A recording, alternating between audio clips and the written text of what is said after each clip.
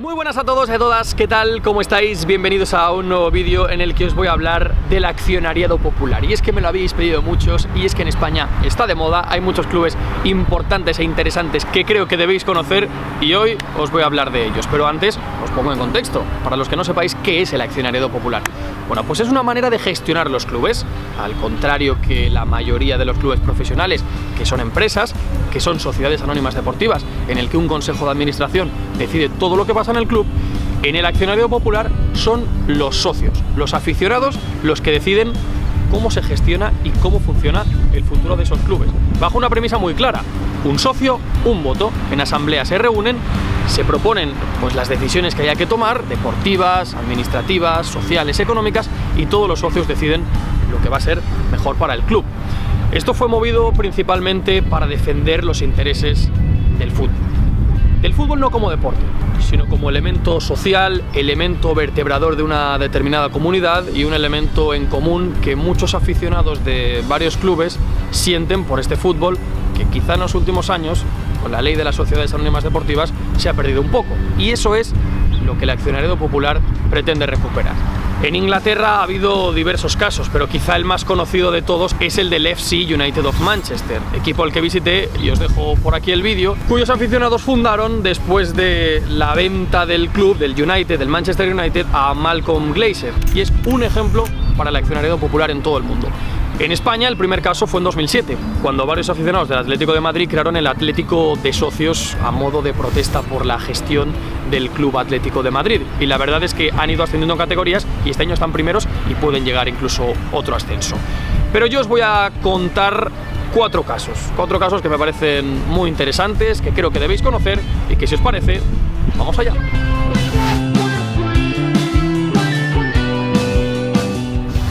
El primer club que os voy a presentar es el Club de Accionariado Popular Ciudad de Murcia, aunque realmente ya le conocéis. No sé si os acordáis el vídeo que os dejaré por aquí, que hice sobre la desaparición del Ciudad de Murcia y el nacimiento de este nuevo Ciudad de Murcia de los socios, pero os voy a refrescar un poquito la memoria.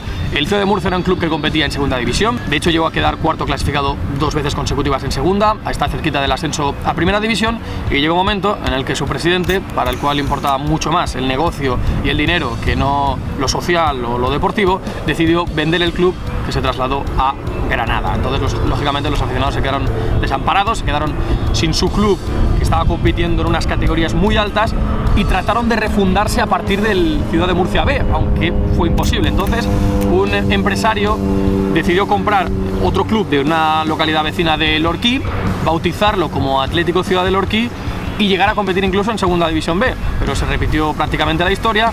El club se endeudó, dejó de pagar y le bajaron administrativamente hasta que desapareció. Entonces los aficionados, después de haber visto cómo desaparecían sus dos clubes, decidieron que al tercero no le iba a pasar lo mismo. Entonces fundaron el Club de Accionariado Popular Ciudad de Murcia, en el que ellos mismos serían los dueños y serían quienes dirigieran el futuro del club. Por supuesto, no ha vuelto a pasar lo mismo, sino todo lo contrario. Comenzaron a competir desde la segunda regional murciana, desde la categoría más baja, y hace 2 años ascendieron por primera vez a tercera división. Aunque la temporada pasada bajaron, en esta ya están muy cerquita de volver otra vez a tercera división. Y sus normas son claras. Han abogado siempre por lo social, han hecho siempre muchísimas iniciativas, muchísimas actividades para defender la labor social del fútbol y el papel de los aficionados, no sin dejar de apoyar al primer equipo, haciendo iniciativas realmente curiosas y metiendo a miles de aficionados en su estadio, y además potenciando el desarrollo de sus ideas y el desarrollo de ese fútbol, de ese otro fútbol que también es posible. Su crecimiento no se ha detenido nunca, y de hecho hace poquito presentaron el proyecto de construcción de un nuevo estadio en el cual no solamente jugar al fútbol, sino en el que puedan quedar los aficionados, en el que puedan desarrollarse todas las actividades del Ciudad de Murcia y en el que pueda, sobre todo, crecer su cantera con los valores del Ciudad.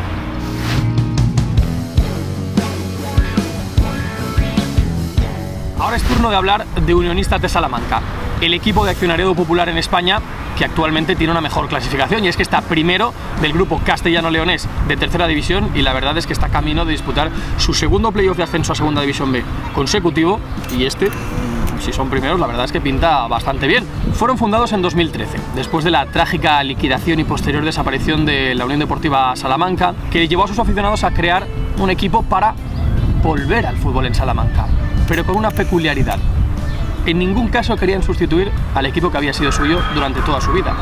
En ningún caso querían que Unionistas fuera un sustituto de la Unión Deportiva Salamanca, sino un club para honrar su memoria. Es una iniciativa muy interesante y sobre todo muy profesional. Desde el inicio se pusieron a trabajar multitud de aficionados para crear un club serio, un club con unas bases sólidas y un club que no meramente compitiera en las categorías más bajas del fútbol castellano-leonés, sino que, como sucede, pudiera tener incluso la opción de participar en categorías más altas. Y así fue. Comenzaron a competir en la categoría más baja de toda Castilla y León y han ido empalmando ascensos hasta llegar a donde están hoy.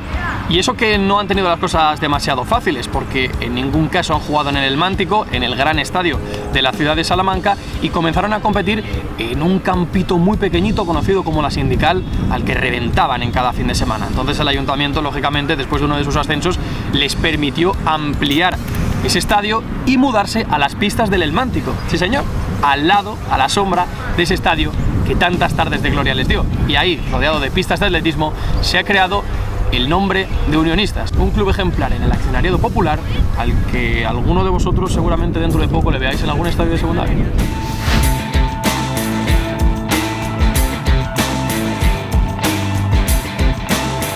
Es turno ahora para hablar del Jerez Deportivo Fútbol Club, del cual también os hablé, os lo dejo por aquí.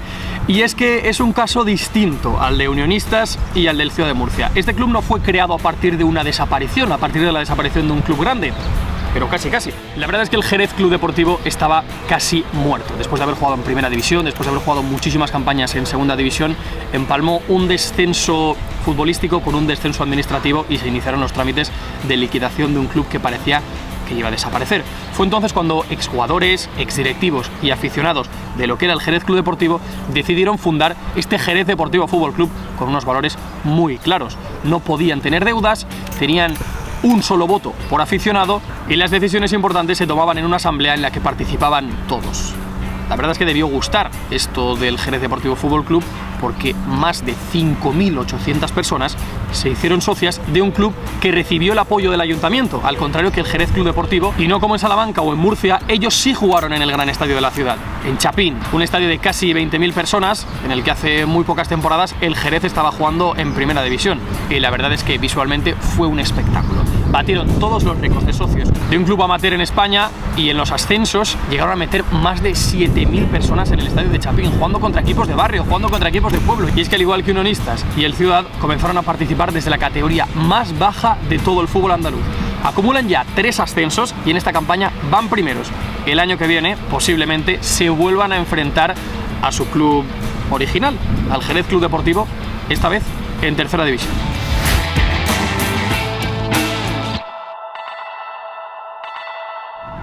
Y ya por último os voy a hablar de un club muy curioso dentro del accionariado popular, muy distinto a los otros 3 que os acabo de comentar. Se trata del Ceares, de un barrio de Gijón, y este no fue un club nuevo, no ha sido un club fundado hace pocos años después de alguna desaparición o después de algún problema, todo lo contrario, es un club que se fundó en los años 40, que había transcurrido durante toda su historia regido y dirigido como un club normal, pero que a principios de la década de 2010 tuvo varios problemas administrativos, problemas económicos que llevaron a la directiva a abrir un proceso de elecciones. Y a ese proceso de elecciones, en lugar de presentarse alguien con dinero, un empresario, lo de siempre, se presentó un grupo de aficionados y algún exjugador que decidieron cambiar para siempre el modelo de gestión del club y hacerlo social, hacerlo democrático y convertirlo en un club de accionariado popular.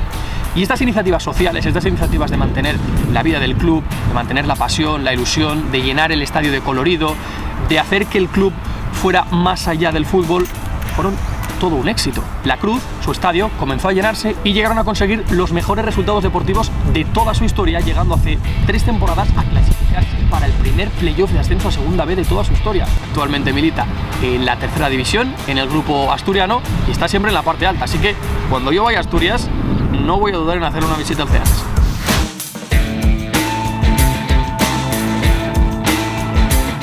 Pues amigos y amigas, esto ha sido el accionariado popular y ahora os toca a vosotros hablar. Aquí debajo en comentarios, ¿qué os parece?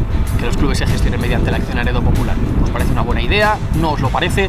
Si vuestro equipo desapareciera, ¿creéis que sería una buena idea fundar un club de este estilo? Ya sabéis, os espero aquí debajo en comentarios, y si queréis participar y preguntarme cosas en el Preguntas y Respuestas, suscribiros antes de 2 semanas, y si llegamos a 50.000 haremos ese Preguntas y Respuestas. Dejadme aquí abajo cuál de esos 4 equipos os gusta más, y si el vídeo tiene muchos likes, haré otras partes de este vídeo con otros equipos de España o de otras partes del mundo, porque quedan muchísimos, ya lo sabéis. Suscribíos y nos vemos en el siguiente vídeo. Hasta luego.